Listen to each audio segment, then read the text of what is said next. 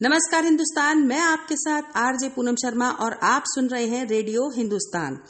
जी हाँ, जैसा कि आजकल आप सभी वाकिफ हैं इन हालातों से जो कि आजकल चल रहे हैं रूस और यूक्रेन के बीच। तो संयुक्त राष्ट्र सुरक्षा परिषद की एक बैठक हुई, एक मीटिंग हुई, जबकि उसमें रूस और अमेरिका किसी एक को चुनना था।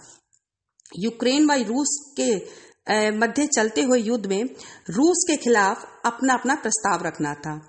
भारत ने इन सब के बीच अपनी एक खास भूमिका निभाते हुए इस युद्ध की निंदा तो की, परंतु वोटिंग में हिस्सा लेने से मना कर दिया।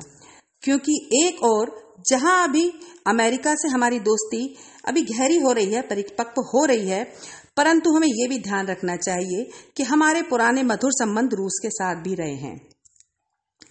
भारत जो कि एक अपने आप में आत्मनिर्भर देश अब धीरे धीरे बनता जा रहा है। हमारा प्रस्ताव शांति वार्ता की ओर है। हमारे प्रधानमंत्री का कहना है कि बात करके, बैठक करके हम इस वार्ता से कोई ना कोई ऐसा निर्णय हम निकाल सकते हैं, अपना कोई निर्णय हम बता सकते हैं। वहीं अमेरिका की नीति अब साफ साफ सबके सामने है कि वो वादे तो बड़े बड़े करते हैं और शायद समय पर कमर दिखा देते हैं। अफगानिस्तान, सीरिया के हाल सभी के, जैसा कि आप सभी के सामने हैं, हम सब ने देखा है। और अब यूक्रेन, जैसा कि आप उसके आजकल हालात देख ही रहे हैं। इन वादों को जो कि उन्होंने पहले करी थी और शायद वादों को उन्होंने अच्छे से निभाया नहीं, लेकिन हाँ, हमें अपनी पुरानी बातें, हमें अपने पुराने संबंध भी जो हमारे अमेरिका के साथ रहे उन्हें भी नहीं भूलने चाहिए। सन 1962 के बीच जब हमारा युद्ध चीन से था, उस समय अमेरिका ने पूरा हमारा साथ दिया। जो भी संभव कोशिश हुई हमारे साथ उन्होंने अमेरिका से हम तक पहुंचाई। वहीं सन 1971 में जब हमारा युद्ध हमारे देश का युद्ध जब पाकिस्तान के साथ हो रहा था, वहीं रूस ने पूरी संभव कोशिश हमारे देश को पहुंचाई गई। तो हमें ऐसे मधुर संबंध अपने अब नहीं भूलने चाहिए, ये भी ध्यान हमें रखना चाहिए।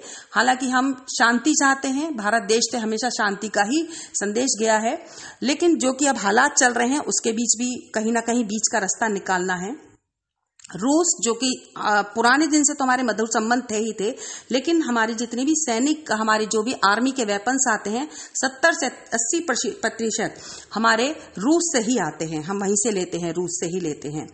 जी हाँ, भारत अब अपने आप में एक महाशक्ति के रूप में आज विश्व के सामने है, जिसका एक उदाहरण उसने जब देख लिया था कि जब कोरोना काल में चाइना ने गलवान घाटी पर ऐसे प्रयास किए कब्जे करने के, जो उन्हें उस समय पर नहीं करने चाहिए थे, क्योंकि उस समय पर पूरा विश्व एक दुखद नीति से गुजर रहा था। लोग परेशान थे, सभी देश परेशान थे, आर्थिक रूप से मदद एक दूसरे की कर ही रहे थे और संभव कोशिश जो भी हो रही थी कर रहे थे। लेकिन ऐसे बीच में गलवान घाटी पर चीन ने हमारे ऐसी कोशिशें कर हमें बता दिया कि वो हमारे मित्र हैं या जो भी हैं, जैसा भी है, उन्होंने अपना परिचय एक तरीके का दे दिया। और सभी पूरे विश्व स्तर पर सभी ने देखा कि भारत ने ऐसे समय पर कैसे उसका सामना किया। ज्यादातर सभी देशों के समर्थन हमारे साथ थे, सभी हमारे समर्थन में खड़े थे। तो भारत एक महाशक्ति के रूप में है, ये पूरा विश्व जानता है। अब भारत की हमारे भारत की हाँ ना पर करता है डिपेंड कि आगे हमारी नीतियां क्या होंगी। पूरा विश्व अब हमारी तरफ एक और देख रहा है, एक नजर से देख रहा है। आगे जो भी जैसी भी नीतियां बनेंगी, युद्ध के विरुद्ध बनेंगी, युद्ध के समर्थन में बनेंगी, जैसे भी जो नीतियां बनेंगी, जो भी कूटनीतियां बनेंगी, उसकी खबर आप तक जरूर पहुंचाई जाएगी। मैं आरजे पूनम शर्मा आपके साथ, आप सुनते रहिए रेडियो हिंदुस्तान।